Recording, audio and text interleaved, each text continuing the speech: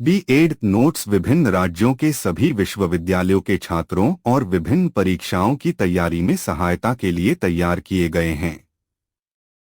कृपया like, share और comment करें। बी.एड नोट राणा क्लासेस में आपका स्वागत है। यह वीडियो बी.एड प्रथम वर्ष के छात्रों को शीर्षक में दिए गए अध्याय को समझने में मदद के लिए बनाया गया है। कृपया teaching concept, nature and importance. शिक्षण की संकल्पना, प्रकृति और महत्व, concept, nature and importance of teaching. एक शिक्षण की संकल्पना, कॉन्सेप्ट ऑफ टीचिंग। शिक्षण एक योजनाबद्ध प्रक्रिया है जिसके माध्यम से शिक्षक छात्रों को ज्ञान, कौशल, मूल्य और व्यवहार प्रदान करता है।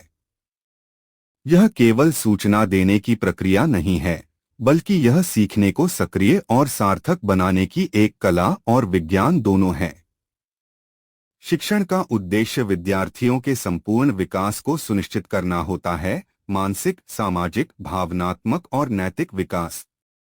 उदाहरण, जब एक शिक्षक कक्षा में गणित पढ़ाता है तो वह न केवल सूत्रों को समझाता है, बल्कि तार्किक सोच और समस्या समाधान की क्षमता भी विकसित करता है। शिक्षण की प्रकृति, नेचर ऑफ टीचिंग। दो शिक्षण की निम्नलिखित विशेषताएं प्रकृति होती हैं। सामाजिक प्रक्रिया, सोशल प्रोसेस। यह शिक्षक और छात्र के बीच संवाद और सहभागिता पर आधारित होती है। द्विपक्षीय प्रक्रिया, टू वे प्रोसेस। यह केवल शिक्षक द्वारा पढ़ाने की नहीं, बल्कि छात्र की भागीदारी की भी प्रक्रिया है। लक्ष्य आधारित, गोल ओरिएंटेड। हर शिक्षण क्रिया का एक निश्चित उद्देश्य होता है, ज्ञान देना, कौशल विकसित करना, दृष्टिकोण बदलना आदि। गतिशील, डायनामिक। शिक्षण स्थिर नहीं होता, यह छात्र की जरूरत, विषय और परिस्थिति के अनुसार बदलता रहता है। मूल्यपरक, वैल्यू बेस्ड। अच्छा शिक्षण नैतिक और सामाजिक मूल्यों को भी विकसित करता है। संचार की प्रक्रिया, कम्युनिकेशन प्रोसेस।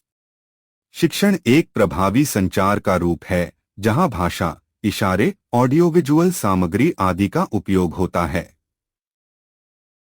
शिक्षण का महत्व, इम्पोर्टेंस ऑफ टीचिंग। शिक्षण का समाज और व्यक्ति के जीवन में अत्यंत महत्वपूर्ण स्थान है। ज्ञान का संवहन, ट्रांसमिशन ऑफ नॉलेज। शिक्षण के माध्यम से एक पीढ़ी से दूसरी पीढ़ी को ज्ञान और अनुभव हस्तांतरित किए जाते हैं। व्यक्तित्व विकास, पर्सनालिटी डेवलपमेंट। यह छात्रों में आत्मविश्वास, सोचने की शक्ति, नैतिकता और नेतृत्व जैसी क्षमताओं को विकसित करता है। समाज निर्माण, नेशन एंड सोसाइटी बिल्डिंग। अच्छा शिक्षण नागरिकों को जिम्मेदार, जागरूक और सहयोगी बनाता है जो समाज को प्रगति की दिशा में ले जाते हैं। रोजगार हेतु तैयारी, करियर प्रिपरेशन। शिक्षण छात्रों को व्यावसायिक दक्षता। शिक्षण का महत्व, इम्पोर्टेंस ऑफ टीचिंग। शिक्षण का समाज और व्यक्ति के जीवन में अत्यंत महत्वपूर्ण स्थान है। निष्कर्ष, कंक्लूजन। शिक्षण केवल ज्ञान का संप्रेषण नहीं है, बल्कि यह एक सतत, सजीव और उद्देश्यपूर्ण प्रक्रिया है जो व्यक्ति और समाज के विकास में केंद्रीय भूमिका निभाती है। एक प्रभावी शिक्षण न केवल छात्रों को अकादमिक रूप से समर्थ बनाता है, बल्कि उन्हें एक अच्छा नागरिक, संवेदनशील मानव और आत्मनिर्भर व्यक्ति बनने में भी मदद करता है। Relationship of teaching and learning. शिक्षण और अधिगम, सीखने के मध्य संबंध। Relationship between teaching and learning. प्रस्तावना, इंट्रोडक्शन। शिक्षण, टीचिंग और अधिगम, लर्निंग, दोनों शैक्षिक प्रक्रिया के अभिन्न भाग हैं। ये दोनों एक दूसरे से गहराई से जुड़े हुए हैं। शिक्षण का उद्देश्य होता है अधिगम को उत्पन्न करना, जबकि अधिगम शिक्षण का परिणाम होता है। यदि अधिगम नहीं होता तो शिक्षण व्यर्थ है, और यदि प्रभावी शिक्षण होता है तो अधिगम स्वाभाविक रूप से होता है। शिक्षण और अधिगम की परिभाषा। शिक्षण, टीचिंग। शिक्षण एक सुनियोजित, उद्देश्यपूर्ण और सक्रिय प्रक्रिया है जिसमें शिक्षक विद्यार्थियों को ज्ञान, कौशल, दृष्टिकोण और मूल्यों को सिखाता है। अधिगम लर्निंग। अधिगम वह प्रक्रिया है जिसके द्वारा व्यक्ति अनुभव, अभ्यास या अध्ययन के माध्यम से व्यवहार में स्थायी परिवर्तन लाता है। शिक्षण और अधिगम के मध्य संबंध, relationship between teaching and learning.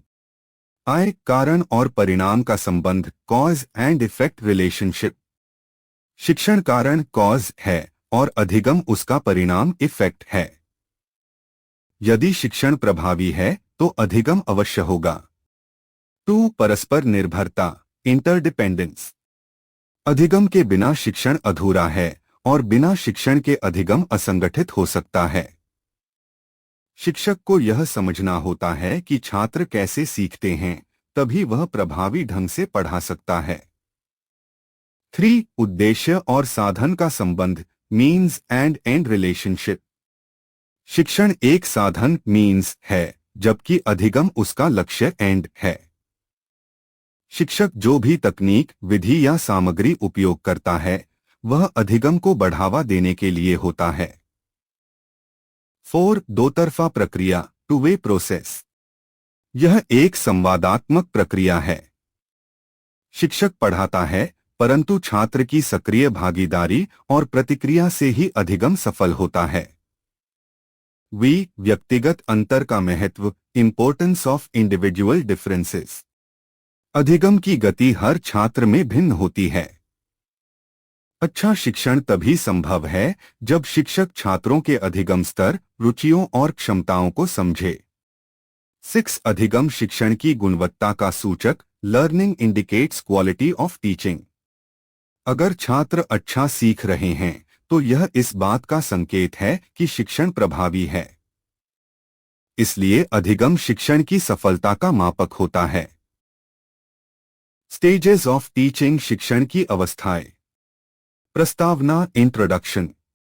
शिक्षण एक सुनियोजित, व्यवस्थित और उद्देश्यपूर्ण प्रक्रिया है जिसे विभिन्न चरणों, स्टेजेस में बांटा गया है ताकि यह प्रभावी ढंग से संपन्न हो सके। हर शिक्षक जब कक्षा में पढ़ाने जाता है तो वह इन चरणों से होकर गुजरता है, चाहे वह जानबूझकर करे या अनजाने में। ये चरण शिक्षण को अधिक संगठित, वैज्ञानिक और परिणाममूलक बनाते हैं। शिक्षण को आमतौर पर 3 मुख्य अवस्थाओं में विभाजित किया गया है। पूर्व शिक्षण अवस्था, प्रीएक्टिव स्टेज। सक्रिय शिक्षण अवस्था, इंटरैक्टिव स्टेज। पश्चात शिक्षण अवस्था, पोस्ट एक्टिव स्टेज। पूर्व शिक्षण अवस्था, प्रीएक्टिव स्टेज ऑफ टीचिंग। यह शिक्षण की योजना बनाने की अवस्था है। इस चरण में शिक्षक पढ़ाने से पहले सारी तैयारी करता है। मुख्य कार्य, पाठ योजना, लेसन प्लान तैयार करना। शिक्षण उद्देश्यों का निर्धारण। शिक्षण सामग्री, टीचिंग एड्स का चयन। छात्रों के स्तर का विश्लेषण, प्रीवियस नॉलेज टेस्ट। शिक्षण विधियों का चयन जैसे व्याख्यान, चर्चा, परियोजना विधि आदि। मूल्यांकन के तरीकों की योजना बनाना। उदाहरण, अगर एक शिक्षक पृथ्वी की संरचना पढ़ाने जा रहा है तो वह पहले मानचित्र, चार्ट, वीडियो आदि एकत्र करेगा और यह सोचेगा कि छात्रों को किस क्रम में पढ़ाया जाए। 2. सक्रिय शिक्षण अवस्था, इंटरैक्टिव स्टेज ऑफ टीचिंग। यह वास्तविक शिक्षण की प्रक्रिया है जब शिक्षक कक्षा में छात्रों के साथ संवाद करता है और ज्ञान प्रदान करता है। मुख्य कार्य, विषय वस्तु का प्रस्तुतिकरण, प्रेजेंटेशन ऑफ कंटेंट। छात्रों से प्रश्न पूछना और उत्तर देना। उदाहरणों, मॉडल्स और शिक्षण सहायक सामग्री का प्रयोग। छात्रों की प्रतिक्रिया पर ध्यान देना। अधिगम को सक्रिय और छात्र केंद्रित बनाना। उदाहरण, शिक्षक जब कक्षा में पृथ्वी की परतों को चार्ट और मॉडल से समझाता है और छात्रों से प्रश्न पूछता है तो वह इस चरण में होता है। 2. सक्रिय शिक्षण अवस्था, इंटरैक्टिव स्टेज। पश्चात शिक्षण अवस्था, post active stage of teaching. यह शिक्षण के मूल्यांकन इवैल्यूएशन की अवस्था होती है। इस क्विज, टेस्ट, असाइनमेंट आदि के माध्यम से अधिगम लक्ष्यों की प्राप्ति की जांच, छात्रों की कठिनाइयों की पहचान करना, फीडबैक प्रदान करना, आगामी सुधार की योजना बचरण में यह देखा जाता है कि छात्रों ने कितना सीखा और कितनी समझ विकसित हुई। मुख्य कार्य: मूल्यांकन करना। नाना उदाहरण: शिक्षक छात्रों से लघु परीक्षण शॉर्ट टेस्ट लेकर यह पता करता है कि उन्होंने पृथ्वी की परतें कितनी अच्छी तरह समझी हैं। पश्चात शिक्षण अवस्था post active stage of teaching. यह शिक्षण के मूल्यांकन इवैल्यूएशन की अवस्था होती है। इस क्विज, टेस्ट, असाइनमेंट आदि के माध्यम से अधिगम लक्ष्यों की प्राप्ति की जांच, छात्रों की कठिनाइयों की पहचान करना, फीडबैक प्रदान करना, आगामी सुधार की योजना बचरण में यह देखा जाता है कि छात्रों ने कितना सीखा और कितनी समझ विकसित हुई। मुख्य कार्य: मूल्यांकन करना। नाना उदाहरण: शिक्षक छात्रों से लघु परीक्षण शॉर्ट टेस्ट लेकर यह पता करता है कि उन्होंने पृथ्वी की परतें कितनी अच्छी तरह समझी हैं। पश्चात शिक्षण अवस्था post active classroom interaction analysis. कक्षा अंतःक्रिया विश्लेषण। प्रस्तावना इंट्रोडक्शन। कक्षा अंतःक्रिया क्लासरूम इंटरैक्शन का अर्थ है कक्षा में शिक्षक और विद्यार्थियों के बीच होने वाले संवाद, संप्रेषण, व्यवहार और गतिविधियों का आपसी आदान प्रदान।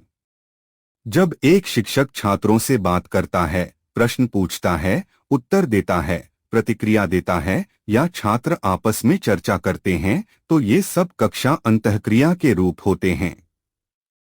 इस अंतःक्रिया का विश्लेषण एनालिसिस करना एक महत्वपूर्ण शैक्षिक प्रक्रिया है, जिससे यह समझा जा सकता है कि कक्षा में शिक्षण अधिगम कितनी प्रभावशीलता से हो रहा है। विश्लेषण कक्षा अंतःक्रिया की परिभाषा definition of classroom interaction analysis. कक्षा में शिक्षक छात्रों एवं छात्रों के बीच होने वाले संवाद एवं व्यवहार के प्रकारों का व्यवस्थित रूप से अवलोकन और मूल्यांकन करना कक्षा अंतःक्रिया विश्लेषण कहलाता है। उद्देश्य objectives of classroom interaction analysis. कक्षा में संवाद की प्रकृति को समझना, शिक्षक और छात्रों के व्यवहार का मूल्यांकन करना, कक्षा के अधिगम वातावरण की गुणवत्ता को जानना, शिक्षण विधियों की प्रभावशीलता को मापना, शिक्षकों को आत्म मूल्यांकन एवं सुधार में सहायता देना। विश्लेषण कक्षा अंतःक्रिया की परिभाषा डेफिनेशन ऑफ कक्षा अंतःक्रिया के प्रकार टाइप्स ऑफ क्लासरूम इंटरैक्शन। एक शिक्षक केंद्रित अंतःक्रिया टीचर सेंटर्ड इंटरैक्शन। शिक्षक बोलता है और छात्र केवल सुनते हैं। व्याख्यान आधारित शिक्षण। दो छात्र केंद्रित अंतःक्रिया स्टूडेंट सेंटर्ड इंटरैक्शन। छात्र प्रश्न पूछते हैं, चर्चा करते हैं। शिक्षक मार्गदर्शक की भूमिका में होता है। 3 द्विपक्षीय अंतःक्रिया टू वे इंटरैक्शन। शिक्षक और छात्रों दोनों के बीच संवाद होता है। अधिगम अधिक प्रभावी होता है। 4 छात्र छात्र अंतःक्रिया स्टूडेंट स्टूडेंट इंटरैक्शन। समूह कार्य सहकारी अधिगम पेयर वर्क। कक्षा अंतःक्रिया विश्लेषण की विधियां methods of analysis. 1 Flanders interaction analysis system FIS Flanders प्रणाली। यह सबसे प्रसिद्ध तकनीक है जो कक्षा में शिक्षक और छात्र के व्यवहार को 10 श्रेणियों में वर्गीकृत करती है। फ्लैंडर्स की 10 श्रेणियां। श्रेणी व्यवहार का प्रकार। 1 शिक्षक की प्रशंसा या प्रोत्साहन। 2 शिक्षक द्वारा छात्रों के विचारों को स्वीकार करना। 3 शिक्षक द्वारा छात्रों के विचारों का विस्तार।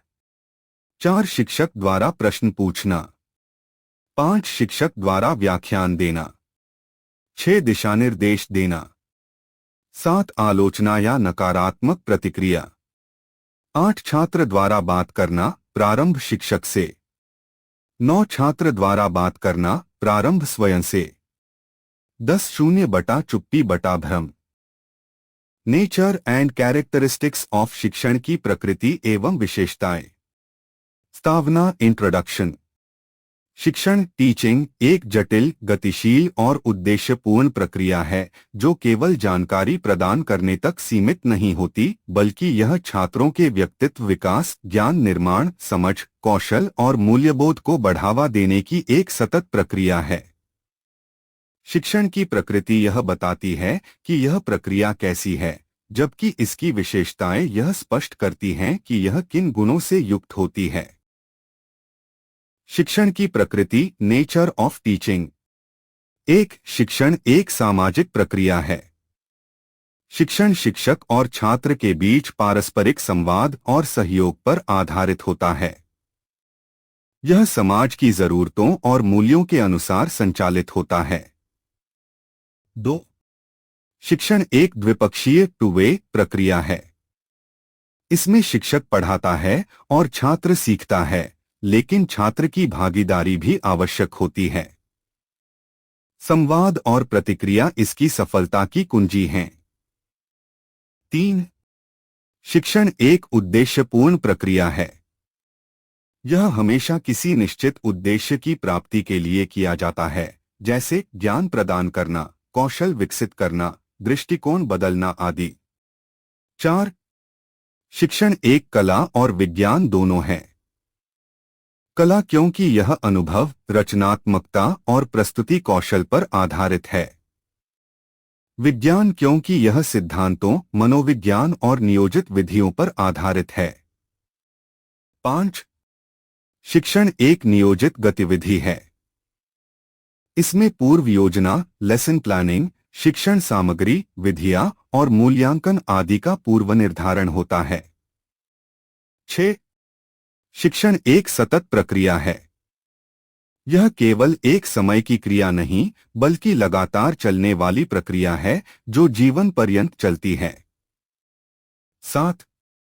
शिक्षण व्यवहार में परिवर्तन लाने की प्रक्रिया है।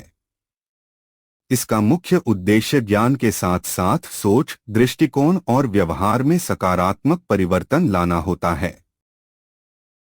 शिक्षण की प्रमुख विशेषताएं, कैरेक्टरिस्टिक्स ऑफ टीचिंग। क्रसन। विशेषता विवरण। एक लक्ष्योन्मुख, गोल ओरिएंटेड शिक्षण का उद्देश्य छात्रों में ज्ञान, कौशल या व्यवहार परिवर्तन करना होता है। 2 छात्र केंद्रित, लर्नर सेंटर्ड आधुनिक शिक्षण विधियां छात्रों की आवश्यकताओं और क्षमताओं पर आधारित होती हैं। 3 संचार आधारित, कम्युनिकेशन बेस्ड शिक्षण प्रभावी संप्रेषण, कम्युनिकेशन के बिना संभव नहीं है। 4 लचीलापन, फ्लेक्सिबिलिटी शिक्षण परिस्थितियों और छात्रों की जरूरतों के अनुसार बदला जा सकता है। 5 प्रेरणादायक, मोटिवेशनल यह छात्रों में जिज्ञासा और अधिगम के प्रति रुचि उत्पन्न करता है। 6 रचनात्मक, क्रिएटिव एक अच्छा शिक्षक शिक्षण को नवाचारी और रोचक बनाता है। 7 मूल्यपरक, वैल्यू बेस्ड शिक्षण के माध्यम से नैतिकता, सामाजिक मूल्यों और नागरिकता की भावना विकसित होती है। 8 मूल्यांकनात्मक, इवैल्यूएटिव शिक्षण के अंत में यह जांचा जाता है कि छात्र ने कितना और क्या सीखा। 9 अनुकूलनशील, अडैप्टिव यह भिन्न भिन्न छात्रों, स्थितियों और संसाधनों के अनुसार ढल सकता है। 10 द्विसंवादात्मक, इंटरैक्टिव शिक्षक और छात्र दोनों की सक्रिय भागीदारी आवश्यक होती है। Difference among teaching, training, indoctrination and instruction. शिक्षण, टीचिंग और प्रशिक्षण, ट्रेनिंग में अंतर। परिचय, इंट्रोडक्शन। शिक्षण और प्रशिक्षण दोनों ही अधिगम, लर्निंग की प्रक्रियाएं हैं, लेकिन इनका उद्देश्य, प्रक्रिया, दायरा और प्रभाव अलग अलग होता है। जहां शिक्षण का लक्ष्य है समग्र ज्ञान और सोच का विकास, वहीं प्रशिक्षण विशिष्ट कौशल या दक्षता प्रदान करने की व्यावहारिक प्रक्रिया है।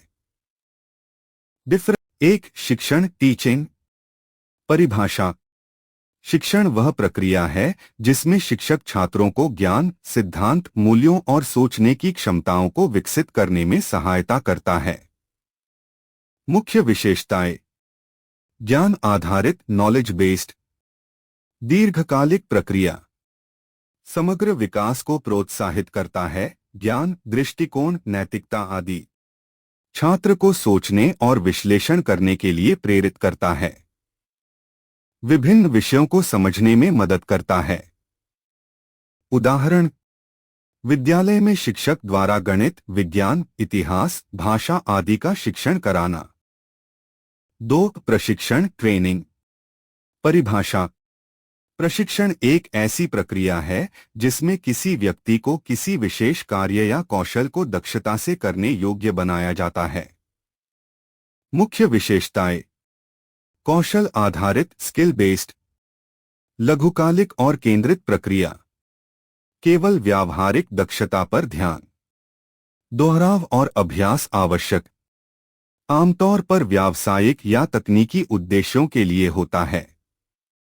उदाहरण: कंप्यूटर टाइपिंग, मशीन चलाना, ड्राइविंग सिखाना, होटल मैनेजमेंट का प्रशिक्षण। शिक्षण और प्रशिक्षण में अंतर: teaching versus training, tabular comparison. बिंदु शिक्षण, टीचिंग, प्रशिक्षण, ट्रेनिंग। परिभाषा: ज्ञान, मूल्य और सोच विकसित करने की प्रक्रिया, विशिष्ट कौशल या कार्य करने की दक्षता सिखाने की प्रक्रिया। उद्देश्य: बौद्धिक और समग्र विकास, कार्यकुशलता और व्यावसायिक दक्षता प्राप्त करना। प्रकृति: सैद्धांतिक, थियोरेटिकल, व्यावहारिक, प्रैक्टिकल।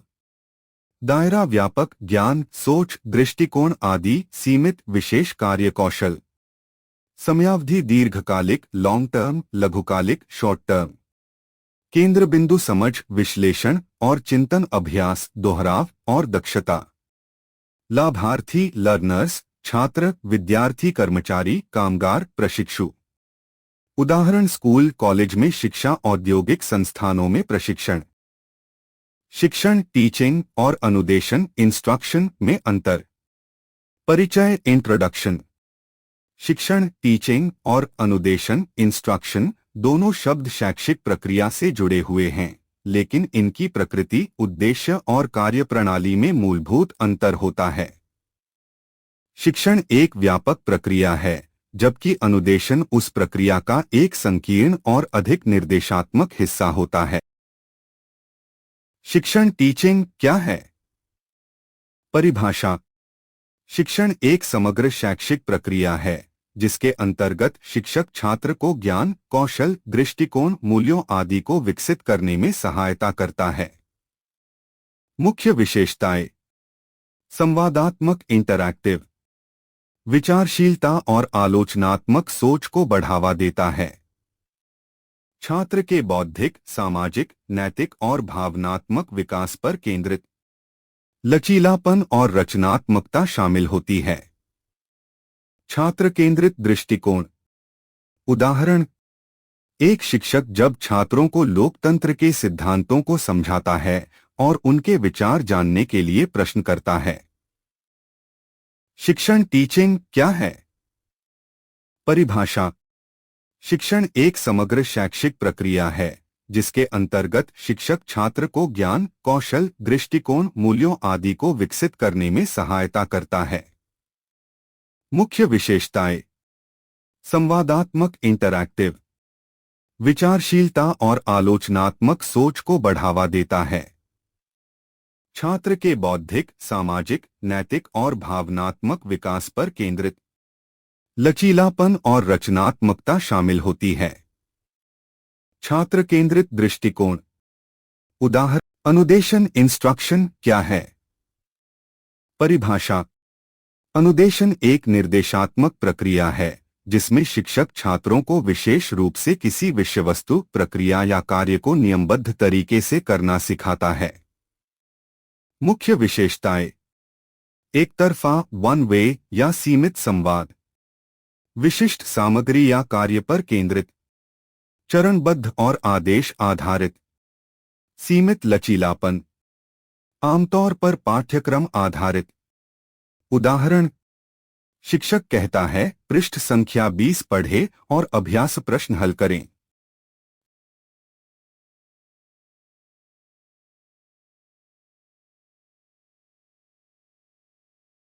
टीचिंग और इंस्ट्रक्शन में अंतर। बिंदु शिक्षण टीचिंग, अनुदेशन इंस्ट्रक्शन। परिभाषा ज्ञान, मूल्य, दृष्टिकोण और कौशल के विकास की समग्र प्रक्रिया, चरणबद्ध निर्देश देने की प्रक्रिया। प्रकृति संवादात्मक, रचनात्मक, लचीली, संरचित, निर्देशात्मक, सीमित। दृष्टिकोण छात्र केंद्रित, शिक्षक केंद्रित बटा विषय केंद्रित। लक्ष्य समग्र विकास, बौद्धिक, नैतिक, सामाजिक, किसी कार्य या विषय वस्तु को समझाना या कराना।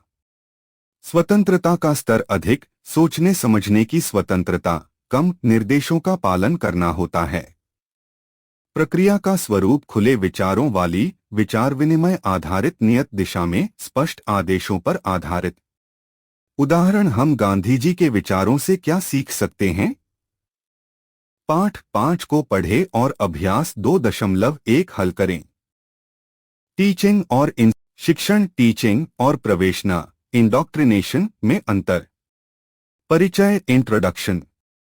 शिक्षण टीचिंग और प्रवेशना बटा मतस्थापन इंडोक्ट्रिनेशन दोनों ही अधिगम लर्निंग की प्रक्रियाएं हैं, लेकिन इनके उद्देश्य, दृष्टिकोण और परिणामों में मूलभूत अंतर होता है।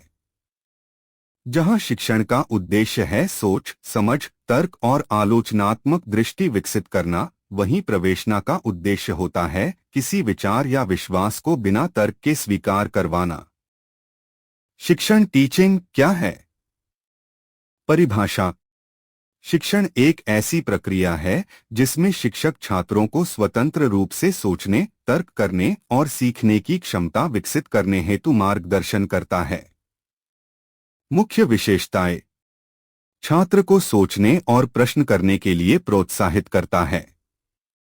विकल्पों और दृष्टिकोणों को प्रस्तुत करता है।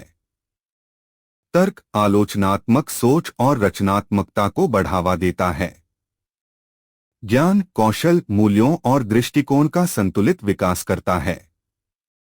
लोकतांत्रिक, लचीला और खुला वातावरण। उदाहरण, शिक्षक जब छात्रों को लोकतंत्र बनाम अधिनायकवाद पर विचार करने और अपने दृष्टिकोण व्यक्त करने को कहता है। 2 प्रवेशना बटा मतस्थापन इंडोक्ट्रिनेशन क्या है? परिभाषा। प्रवेशना एक ऐसी प्रक्रिया है जिसमें व्यक्ति को किसी निश्चित विचारधारा, धर्म, राजनीतिक मत या विश्वास को बिना आलोचना या सवाल उठाए स्वीकार करने के लिए प्रशिक्षित किया जाता है। मुख्य विशेषताएं। केवल एक विचारधारा पर जोर। प्रश्न पूछने या असहमति की कोई गुंजाइश नहीं। सोचने की स्वतंत्रता को दबाया जाता है। उद्देश्य होता है मानसिक अनुशासन और वैचारिक प्रतिबद्धता। आमतौर पर धार्मिक, राजनीतिक या सांस्कृतिक प्रचार से जुड़ा होता है। उदाहरण, किसी संस्था में छात्रों को यह सिखाना कि सिर्फ हमारा धर्म पंथ सही है, बाकी सब गलत हैं, बिना तर्क या चर्चा की अनुमति दिए। टीचिंग और इंडोक्ट्रिनेशन में अंतर, टैब्यूलर कंपैरिजन। बिंदु शिक्षण टीचिंग, प्रवेशना बटा मतस्थापन इंडोक्ट्रिनेशन। परिभाषा सोच, तर्क और समझ को विकसित करने की प्रक्रिया, किसी विशेष विचारधारा को बिना प्रश्न स्वीकार करवाने की प्रक्रिया। उद्देश्य ज्ञान और आलोचनात्मक सोच का विकास, वैचारिक प्रतिबद्धता और मानसिक अधीनता। प्रकृति खुली, स्वतंत्र और लचीली, एक तरफा, कठोर और नियंत्रित।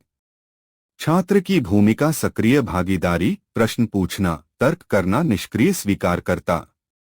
दृष्टिकोण बहुविकल्पी, मल्टीपल पर्सपेक्टिव्स, एकमात्र दृष्टिकोण, सिंगल आइडियोलॉजी। प्रश्न पूछने की अनुमति प्रोत्साहित किया जाता है, हतोत्साहित या वर्जित किया जाता है। परिणाम आत्मनिर्भर, तार्किक और स्वतंत्र विचारक, अनुयायी, बिना तर्क के विश्वास करने वाला। उदाहरण, लोकतंत्र और समाजवाद की तुलना करें, सिर्फ हमारी विचारधारा सही है, इसे ही मानना है। लेवल ऑफ टीचिंग, शिक्षण के स्तर। परिचय इंट्रोडक्शन। शिक्षण टीचिंग एक बहुआयामी प्रक्रिया है। जिसे विभिन्न बौद्धिक क्षमताओं और सीखने के उद्देश्यों के आधार पर 3 मुख्य स्तरों में विभाजित किया गया है। ये स्तर यह दर्शाते हैं कि शिक्षण किस गहराई और बौद्धिक मांग के साथ किया जा रहा है।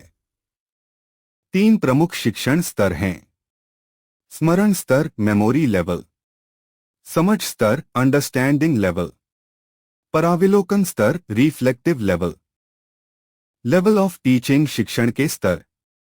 परिचय इंट्रोडक्शन। एक स्मरण स्तर मेमोरी लेवल ऑफ टीचिंग। इस स्तर पर शिक्षण का उद्देश्य है छात्रों को सूचनाओं, तथ्यों और परिभाषाओं को याद कराना। इसमें रटंत ज्ञान पर जोर होता है। प्रमुख विशेषताएं: न्यूनतम सोच और बौद्धिक प्रयास, तथ्यों का संग्रहण और पुनरावृत्ति।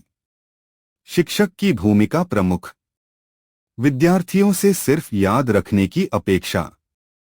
उत्तर प्रायः पहले से तय होते हैं। उदाहरण: भारत की राजधानी क्या है? भोजन श्रृंखला की परिभाषा लिखिए।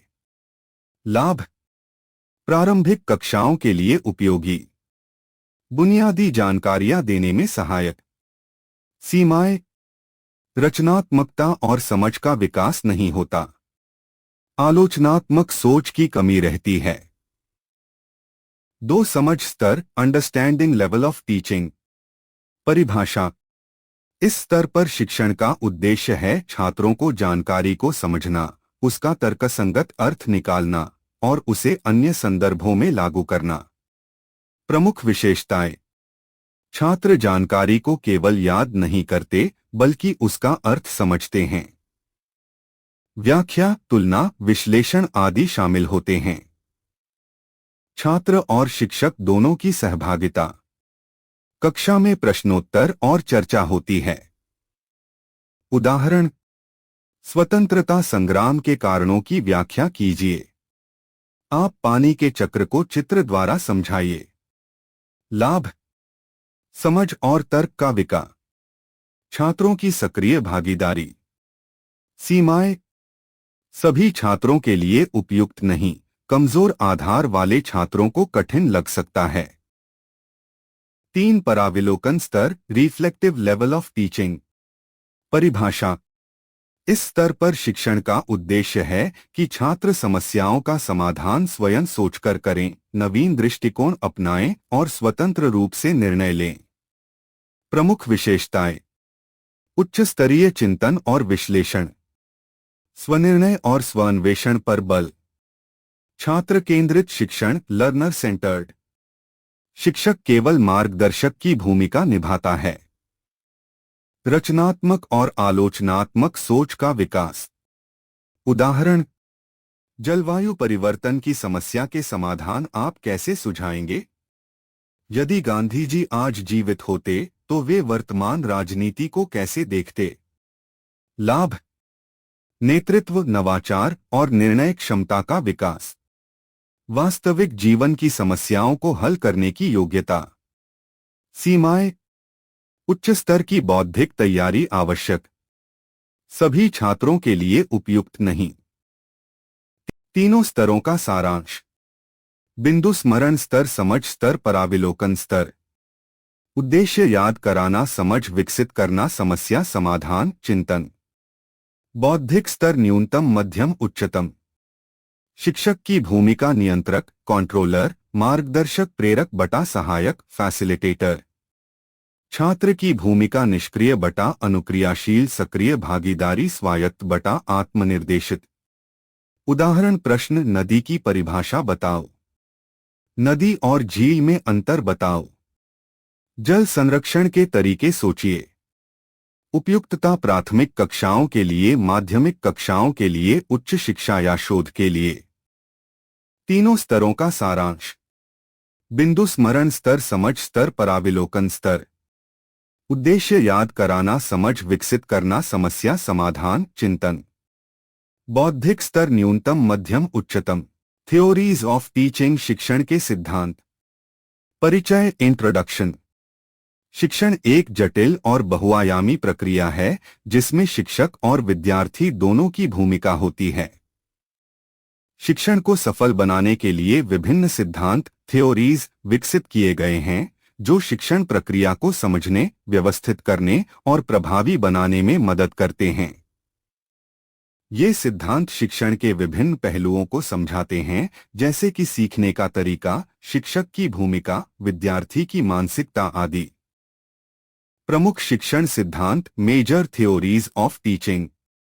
एक व्यवहारवादी सिद्धांत बिहेवियरिज्म थ्योरी। परिभाषा। व्यवहारवादी सिद्धांत के अनुसार सीखना एक बाहरी प्रोत्साहन एक्सटर्नल स्टिम्युलस और प्रतिक्रिया रिस्पॉन्स की प्रक्रिया है। सीखना पर्यावरण के माध्यम से नियंत्रित होता है और व्यवहार में परिवर्तन होता है। मुख्य विचारक B.F. Skinner B.F. Skinner, John Watson, Ivan Pavlov. शिक्षण में उपयोग। सकारात्मक और नकारात्मक प्रोत्साहन का प्रयोग। अभ्यास, पुनरावृत्ति और सुदृढ़ीकरण रीइंफोर्समेंट। शिक्षक का उद्देश्य स्पष्ट व्यवहारिक लक्ष्य हासिल करना। उदाहरण, विद्यार्थी को सही उत्तर देने पर प्रशंसा देना या गलती पर सुधार करना। दो संज्ञानात्मक सिद्धांत कॉग्निटिव थ्योरी। परिभाषा। संज्ञानात्मक सिद्धांत के अनुसार सीखना मस्तिष्क में जानकारी के संगठन और संसाधन की प्रक्रिया है। यह बाहरी व्यवहार से अधिक मानसिक प्रक्रियाओं जैसे सोच, समझ, स्मरण पर केंद्रित है। मुख्य विचारक जीन पियागेट, जे ब्रूनर, जेरोम ब्रूनर। शिक्षण में उपयोग। विद्यार्थियों की सोच को प्रोत्साहित करना। समस्या समाधान और खोज आधारित सीखना। ज्ञान को संरचित और समझने योग्य बनाना। उदाहरण, छात्रों से किसी सिद्धांत की व्याख्या करवाना और उसके प्रयोग के उदाहरण पूछना। सामाजिक सिद्धांत सोशल लर्निंग थ्योरी। परिभाषा। यह सिद्धांत बताता है कि लोग दूसरों का व्यवहार देखकर सीखते हैं। इसमें निरीक्षण ऑब्जर्वेशन, अनुकरण इमिटेशन और सामाजिक परस्पर क्रिया महत्वपूर्ण होती हैं। मुख्य विचारक अल्बर्ट बंदूरा। शिक्षण में उपयोग। मॉडलिंग और रोल प्लेइंग का प्रयोग। सकारात्मक व्यवहार का उदाहरण देना। समूह कार्य और सहयोग को प्रोत्साहित करना। उदाहरण, शिक्षक स्वयं सही व्यवहार दिखाकर छात्रों को प्रेरित करना। 5 संरचनावाद सिद्धांत कॉन्स्ट्रक्टिविज्म थ्योरी। परिभाषा। संरचनावाद के अनुसार सीखना स्वयं निर्माण की प्रक्रिया है जिसमें विद्यार्थी अपने अनुभवों और पूर्व ज्ञान से नए ज्ञान का निर्माण करते हैं। मुख्य विचारक जीन पियागेट, लेव वाइगट्स्की। शिक्षण में उपयोग। सक्रिय शिक्षण खोज आधारित सीखना। समूह चर्चा और सहयोगी शिक्षा। वास्तविक जीवन की समस्याओं को सीखने का आधार बनाना। उदाहरण, छात्रों को परियोजनाओं पर काम करवाना जहां वे स्वयं जानकारी खोजें और साझा करें। 5 संरचनावाद सिद्धांत कॉन्स्ट्रक्टिविज्म थ्योरी। परिभाषा। संरचनावाद के अनुसार सीखना स्वयं निर्माण की प्रक्रिया है जिसमें विद्यार्थी अपने अनुभवों और पूर्व ज्ञान से नए ज्ञान का निर्माण करते हैं। मुख्य विचारक जीन पियागेट, लेव वाइगट्स्की। शिक्षण में उपयोग। सक्रिय शिक्षण खोज आधारित सीखना। समूह चर्चा और सहयोगी शिक्षा। वास्तविक जीवन की समस्याओं को सीखने का आधार बनाना। उदाहरण, छात्रों को परियोजनाओं पर काम करवाना जहां वे स्वयं जानकारी खोजें और साझा करें। 4 विशेष से सामान्य की ओर फ्रॉम पर्टिकुलर टू जनरल। शिक्षक पहले उदाहरण या घटना देकर पढ़ाए, फिर उस पर आधारित सामान्य नियम या निष्कर्ष बताएं। उदाहरण, कई उदाहरणों से गुणा समझाकर फिर गुणा के नियम देना। 5 अंश से पूर्ण की ओर फ्रॉम पार्ट टू होल। पहले छोटे छोटे अंश पार्ट्स सिखाएं और फिर उन्हें मिलाकर पूर्ण होल विषय पर जाएं। उदाहरण, पहले अक्षर शब्द वाक्य अनुच्छेद। 4 विशेष से सामान्य की ओर, फ्रॉम पर्टिकुलर टू जनरल। 6 सुनने से बोलने की ओर, फ्रॉम लिसनिंग टू स्पीकिंग। विद्यार्थी पहले सुनकर समझते हैं, फिर बोलने की योग्यता विकसित करते हैं। भाषा शिक्षण में यह नियम अत्यंत उपयोगी है। उदाहरण, छोटे बच्चों को पहले कहानियां सुनाना, फिर उनसे उसे बोलने के लिए कहना। 7 बोलने से पढ़ने की ओर, फ्रॉम स्पीकिंग टू रीडिंग। जब विद्यार्थी बोलना सीख जाता है, तब वह शब्दों को पहचानना शुरू करता है, जिससे पढ़ने की क्षमता विकसित होती है। उदाहरण, पहले सेब बोलना, फिर उसे पढ़ना सीखना। 8 पढ़ने से लिखने की ओर, फ्रॉम रीडिंग टू राइटिंग। पढ़ना सीखने के बाद लिखना अपेक्षाकृत आसान होता है। यह भाषा कौशल के विकास की क्रमिक प्रक्रिया है। उदाहरण, पहले राम स्कूल जाता है, पढ़वाना, फिर यही वाक्य लिखवाना। 9 स्थानीय से व्यापक की ओर, फ्रॉम लोकल टू ग्लोबल। विद्यार्थी को पहले अपने आसपास की चीजों से परिचित कराना चाहिए, फिर दुनिया की जानकारी देनी चाहिए। उदाहरण, अपने गांव या शहर से शुरू करके देश व विश्व के मानचित्र पढ़ाना। डिवाइसेस ऑफ टीचिंग, शिक्षण के साधन। शिक्षण को प्रभावशाली, रोचक और उद्देश्यपूर्ण बनाने के लिए शिक्षकों द्वारा विभिन्न तकनीकों और विधियों का उपयोग किया जाता है। इन्हें शिक्षण के साधन या डिवाइसेस ऑफ टीचिंग कहा जाता है। ये साधन छात्रों की रुचि बनाए रखने, कठिन विषयों को सरल बनाने और सक्रिय भागीदारी को प्रोत्साहित करने में मदद करते हैं। शिक्षण के प्रमुख साधन, डिवाइसेस ऑफ टीचिंग।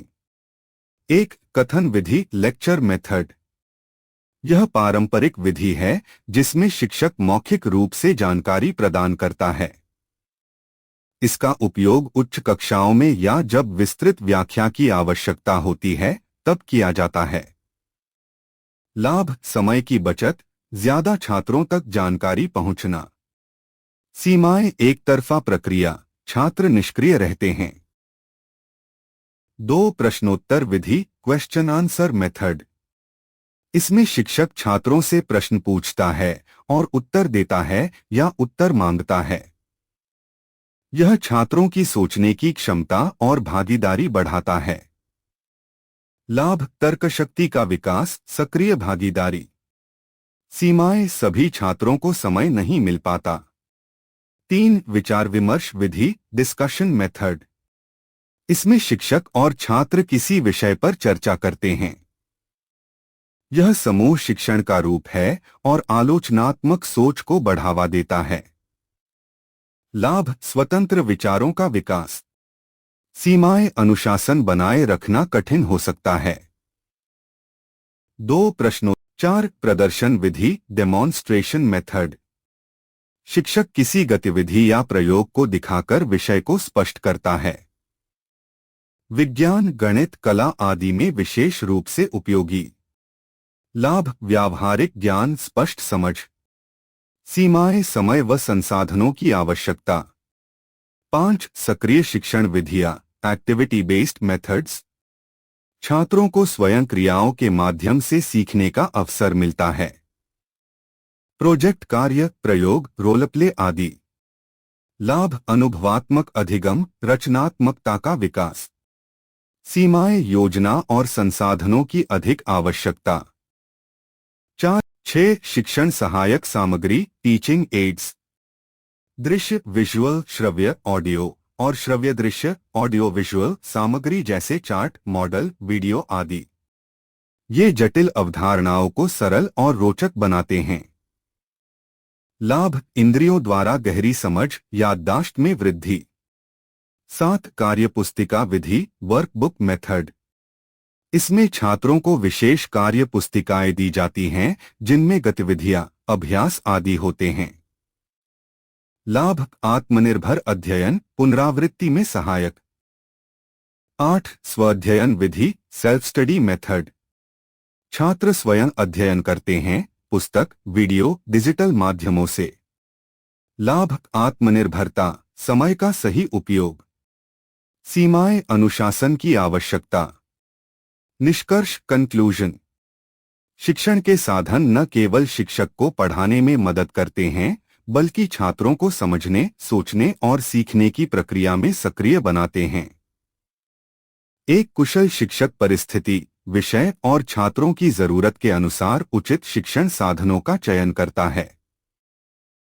प्रिय विद्यार्थियों, कृपया इन वीडियो का लिंक अपने सभी मित्रों और सहपाठियों के साथ साझा करें। धन्यवाद।